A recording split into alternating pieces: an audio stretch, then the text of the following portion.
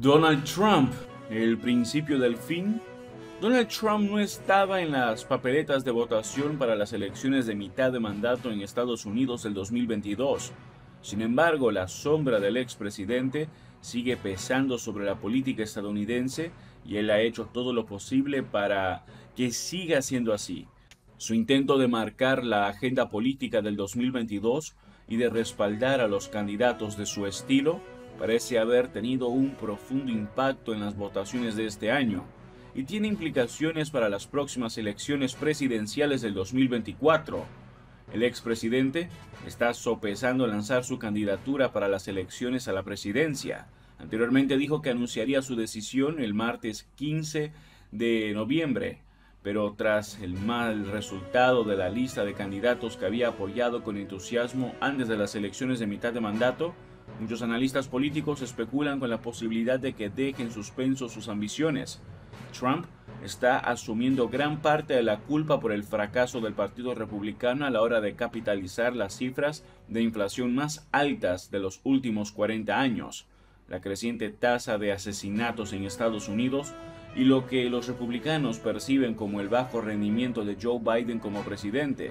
Muchos comentaristas se preguntan si el fracaso de la esperada ola roja del Partido Republicano podría marcar también el ocaso de la aventura política del 45º presidente.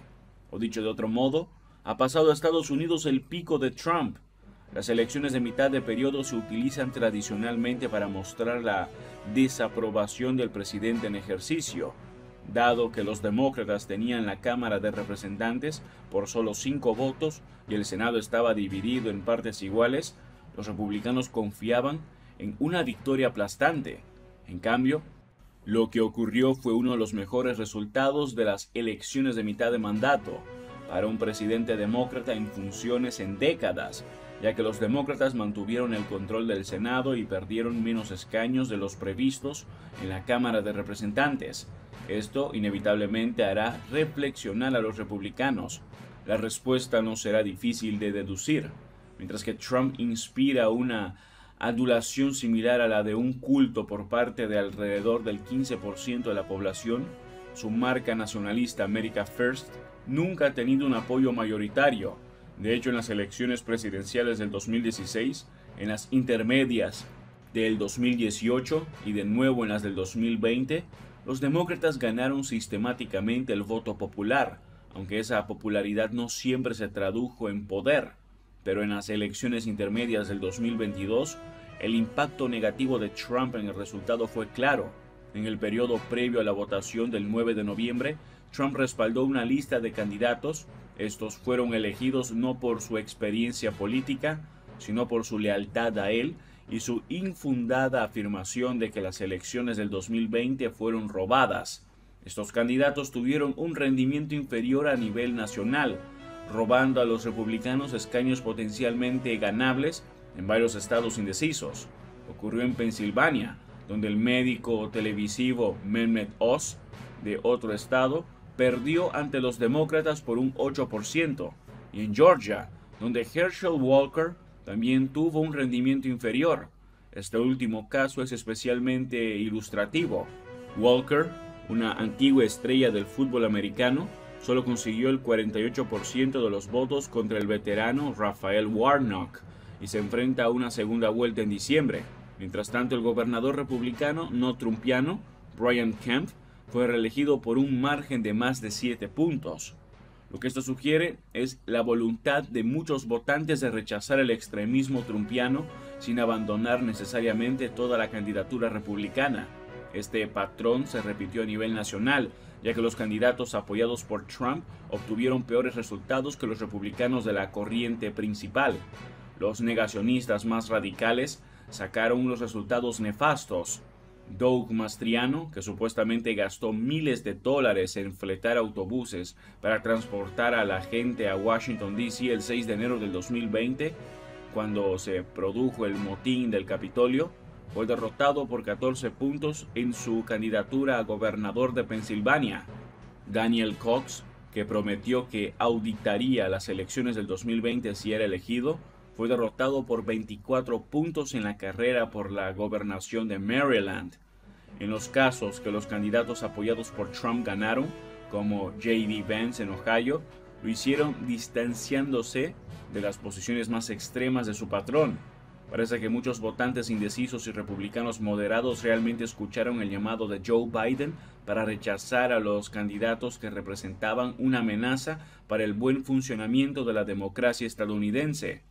El factor DeSantis, otro dato clave de las elecciones de mitad de mandato con implicaciones para el futuro de Trump, ha sido el éxito de su antiguo protegido, ahora rival, Ron DeSantis. Su reelección como gobernador por casi 20 puntos en el que ahora es el estado donde reside Trump, Florida, fue un resultado que desafió la tendencia nacional. Significativamente, DeSantis rechazó el negacionismo electoral y el extremismo abortista de Trump, hablando en su lugar de la economía, la inmigración y el crimen. Ahora tiene una clara base de poder desde la que lanzar una candidatura a la presidencia republicana en el 2024, si así lo decide.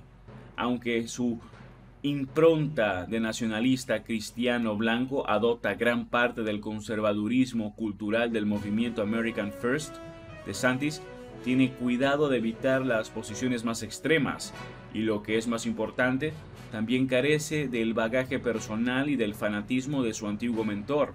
De su generación de republicanos, DeSantis es el más dinámico y parece bien situado para dar un paso adelante a nivel nacional y presentar su versión del conservadurismo populista de una forma menos alienante y antagónica que Trump. Y ahora, ¿qué pasa con el Partido Republicano? Las elecciones de las elecciones intermedias para los republicanos son bastante claras de ver. Aunque Trump sigue siendo extravagantemente popular entre su base, el resultado del 2022 muestra que incluso muchos republicanos preferirían votar a candidatos alternativos que a Trump y sus imitadores. Y con la aparición de DeSantis, el Partido Republicano tiene la oportunidad de abrazar a un candidato con un historial electoral probado.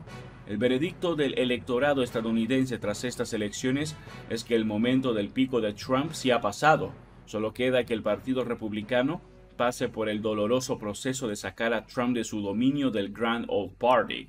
Si este contenido es de tu agrado, no olvides comentar, suscribirte, dejar tu me gusta y compartir el video. Ayúdanos a crecer para llegar a más personas. Muchas gracias por tu apoyo. El Kremlin rechazó las condiciones de Biden para hablar con Putin sobre Ucrania. El portavoz Dmitry Peskov manifestó en conferencia de prensa que la operación militar especial va a continuar, argumentando que Moscú no está dispuesto a aceptar las condiciones de Biden para hablar con Putin sobre Ucrania. El Kremlin rechazó este viernes las condiciones que el presidente de los Estados Unidos, Joe Biden, puso para dialogar con Vladimir Putin sobre Ucrania e insistió que en Rusia continuará con la ofensiva que ya lleva más de 10 meses. El portavoz del Kremlin, Dmitry Peskov, manifestó en conferencia de prensa que dijo Biden en realidad las negociaciones solamente son posibles después de que Putin abandone Ucrania, cosa que evidentemente Rusia no está dispuesto a hacer, por lo que no aceptó las condiciones. La idea de una charla entre el presidente de Estados Unidos, Joe Biden, y Putin surgió luego de la visita del presidente francés Emmanuel Macron a Washington, en donde Biden dijo que aunque no lo tenía en sus planes hasta ese momento, no descartaba la posibilidad de hablar con Putin, siempre y cuando el presidente ruso demuestre que quiere poner fin a la guerra en Ucrania. Desde Italia se manifestaron a favor de que se lleve a cabo esta charla. Fue el canciller y viceprimer ministro italiano, Antonio Tajani, quien en una entrevista manifestó que Italia está muy interesada en toda iniciativa política y diplomática que pueda llevar a una paz justa para Ucrania.